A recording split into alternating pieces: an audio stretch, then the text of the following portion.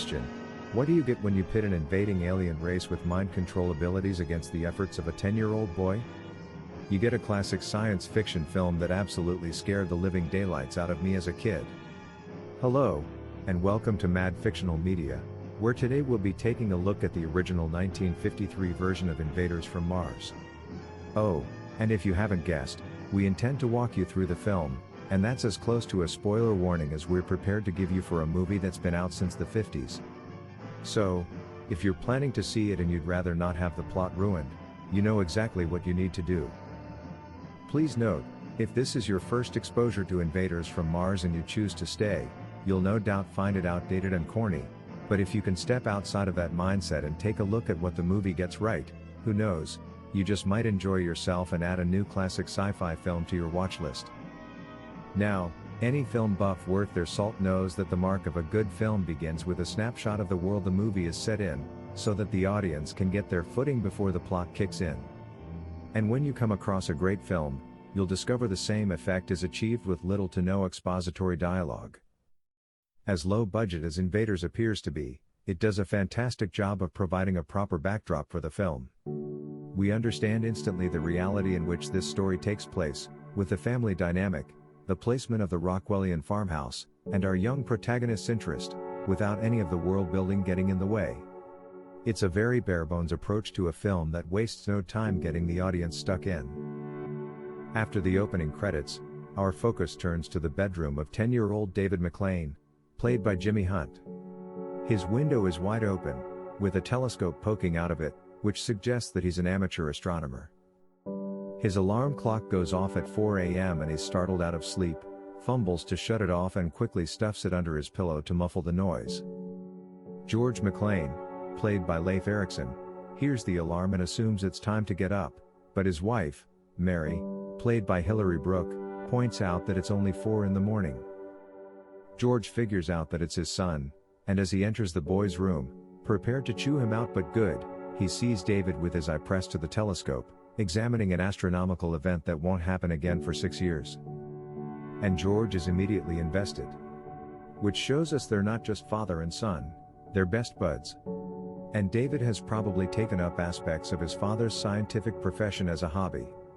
And the pair would have probably stayed up all night long, if Mary didn't show up to put both her boys to bed.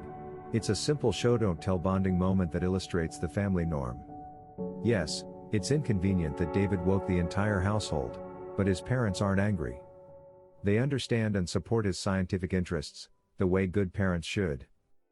Roughly 40 minutes later, David is awakened again, this time by a noise that sounds like a thunderstorm, and when he looks out the window, he sees a flying saucer land in the sandpit on the hill just behind the house.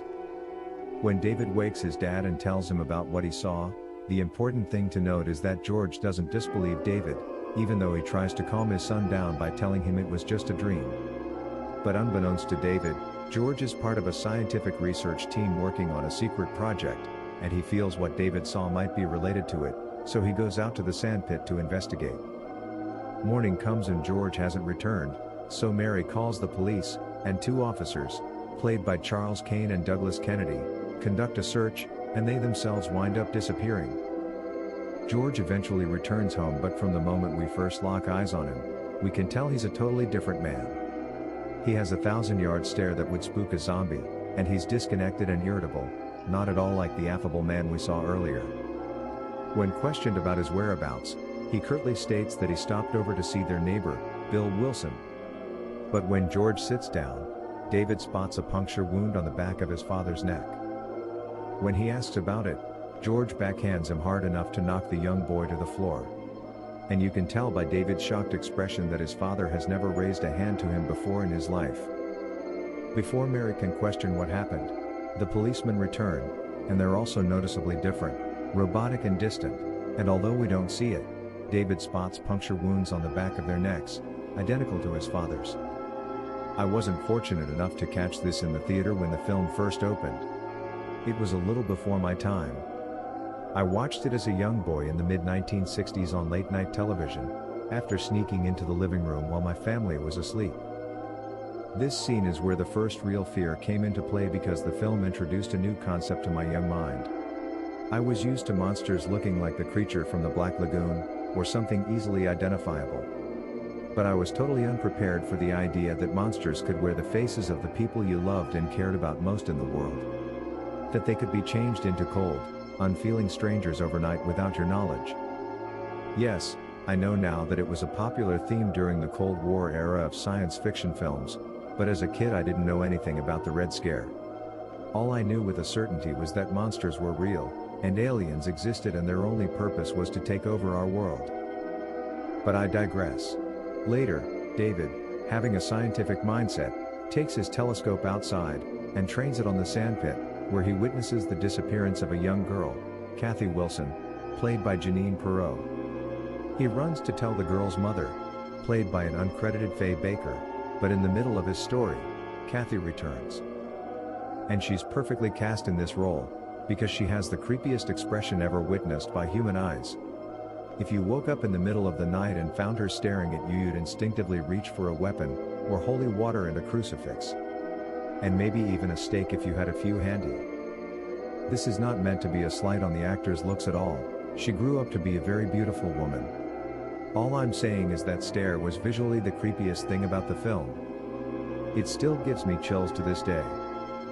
Meanwhile, George and Mary are heading into town, but first, he wants to show his wife something out by the sandpit. This leads to another scary event. I mean, who wouldn't be frightened by a sandpit sinkhole that sang a tune in the eerie vocal effect of a chorus as the swirling sand swallowed you whole? Nothing's been right since he saw the saucer land, so David decides to go to the police station to get help, but Police Chief Barrows, played by an uncredited Bert Freed, also has that strange puncture wound on the back of his neck. And David winds up being locked in detention until his father can pick him up. Desk Sergeant Finley, played by an uncredited Walter Sand, is concerned about David's mental well-being and puts a call through to Dr. Pat Blake, played by Helena Carter, from the City Health Department. David asks to see the back of Dr. Blake's neck, and I have to admit that for at least a solid week and a half after watching this movie, I asked to see the backs of everyone's neck who spoke to me. They must have thought I was crazy, and they were right, just not on this occasion. David tells Dr. Blake the entire story, and in another amazing turn of events, she doesn't automatically dismiss the boy's claims. Instead, she calls her astronomer friend, Dr. Stuart Kelston, played by Arthur Franz, to validate David's story. While Dr. Blake is on the phone, Mary arrives at the station to pick up her son, and David is happy to see her, unaware that she now has that same 1,000-yard stare. Then George shows up and David tries to resist them taking him home. Re-enter Dr. Blake, who stops them from taking David from the police station under the guise that the boy is showing possible signs of having the polio virus and must be taken to the hospital isolation ward for observation. Instead, Dr. Blake takes David to the observatory, where Dr. Kelston describes a theory that the Martians have developed a race of slaves called mutants, not mutants, mutants to travel to Earth and stop us from developing space flight, which is the top-secret project that David's father is a part of, in order to maintain an existence on their dying planet. In a bit of lucky coincidence, they turn the telescope to David's house and spot George McClane leading General Mayberry, played by an uncredited William Forrest, and pushing him into the sandpit. Now Doctors Blake and Kelston are 100% on David's side. Kelston immediately calls his contact, Colonel Fielding, played by Maurice Ancrum, to get the army on the case.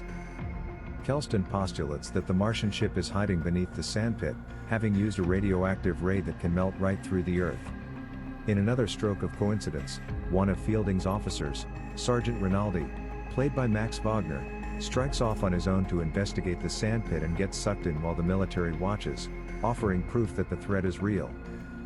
Word comes through that Kathy Wilson died suddenly of a cerebral hemorrhage, and Dr. Blake attends the autopsy and uncovers a strange bit of technology buried in the little girl's brain that they assume to be a mind control device. By reverse engineering the device, the military figures they stand a chance of locating the broadcast point of origin.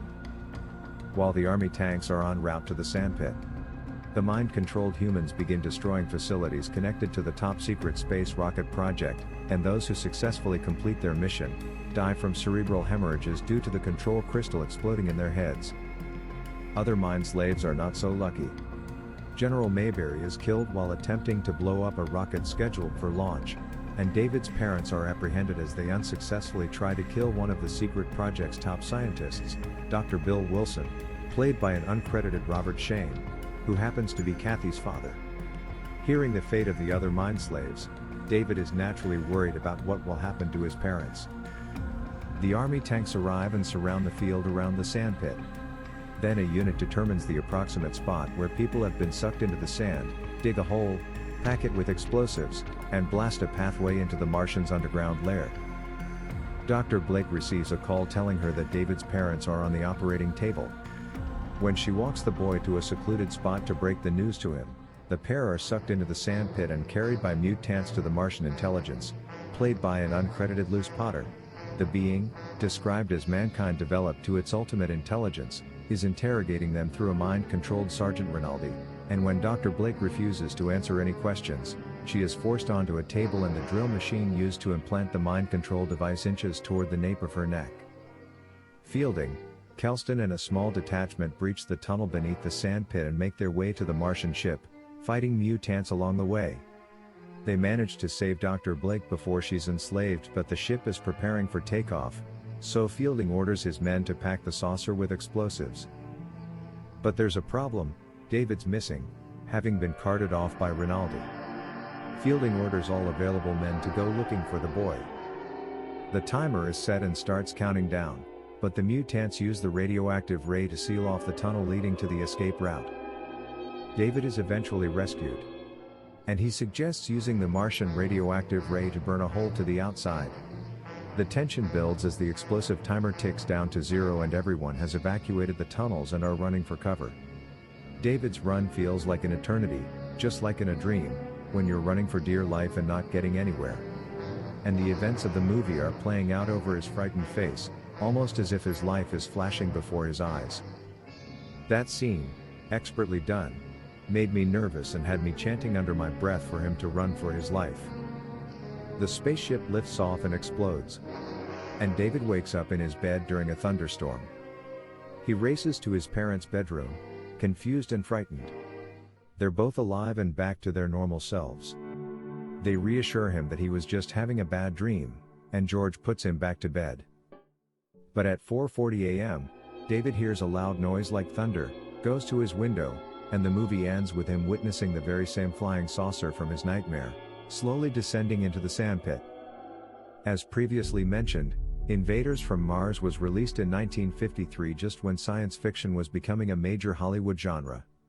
It was adapted from John Tucker Battle's original screenplay, which was based on a nightmare that terrified his wife. The script found its way to producer Edward L. Alperson, and the original intention was to go for a 3D shoot, but the 3D craze was beginning to die down by the time filming began, so that idea was abandoned. And as it was relegated to the Saturday matinee class of space thrillers aimed at children, the budget shrank to $290,000. This meant the script needed an overhaul, so Richard Blake was brought in to downscale the global invasion into something that would fit within the tinier budget. Blake's solution was to turn the story into a dream, a change that upset John Tucker Battle so much that he had his name removed from the credits. I think this was a mistake on Battle's part.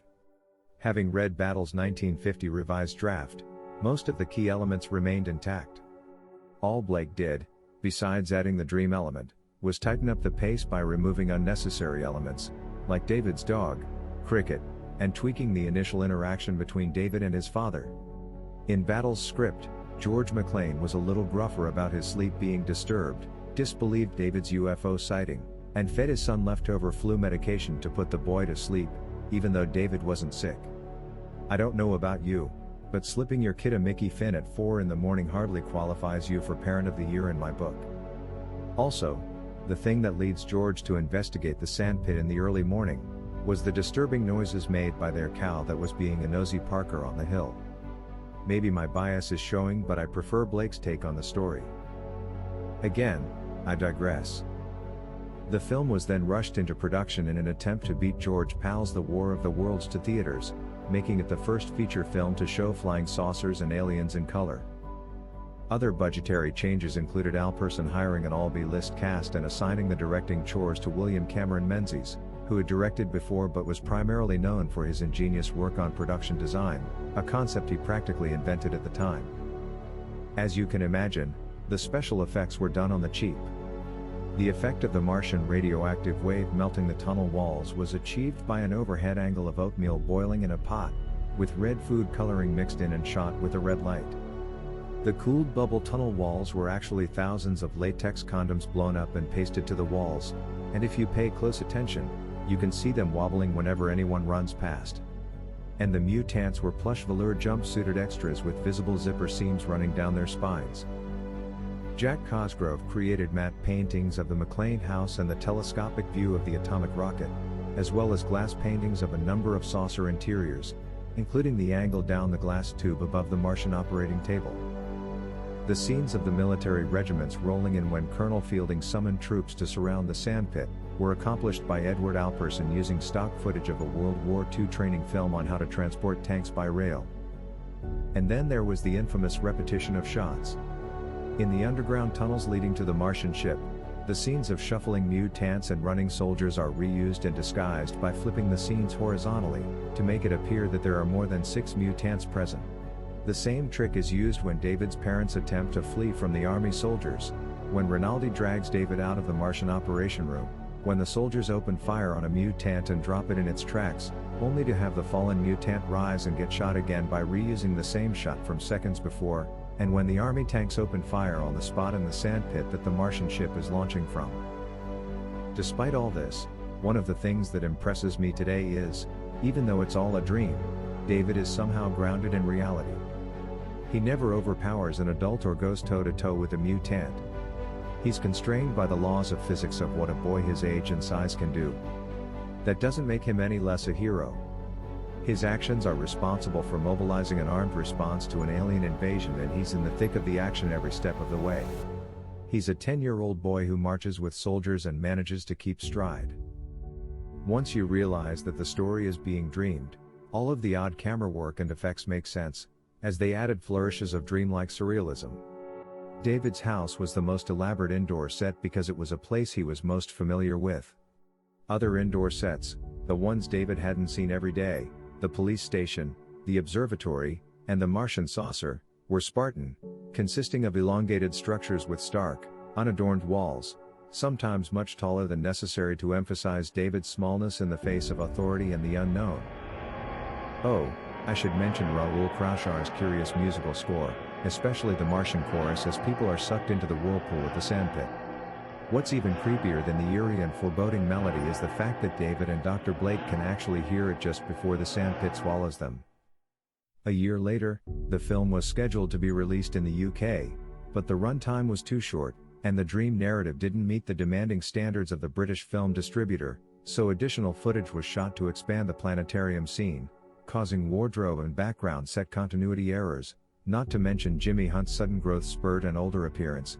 The US ending was replaced with a more straightforward conclusion of David, Blake and Kelston seeking cover behind an army tank before the Martian saucer explodes overhead, and Dr. Blake assuring David that his parents are safe now that the Martian saucer was destroyed.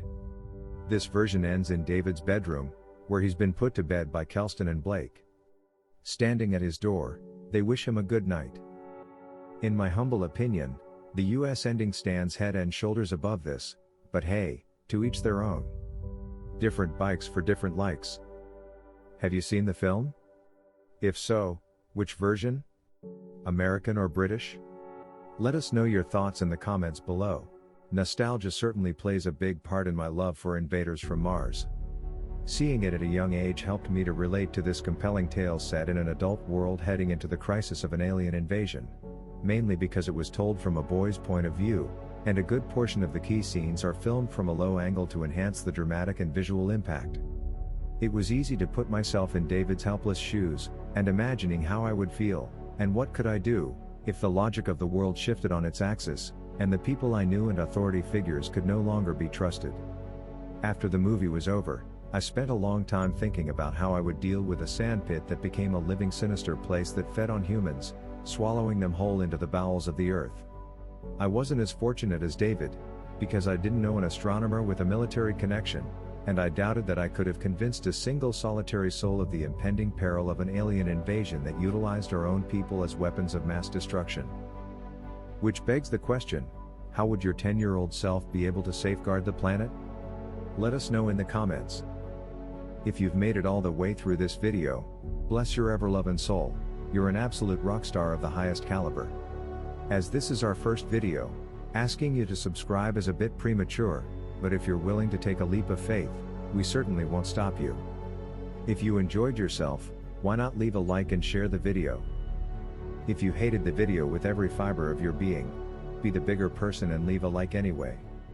That will most definitely teach us a valuable lesson on the true kindness of internet strangers, plus I never believe what I read on the bathroom walls anyway. Until next time, thanks for watching.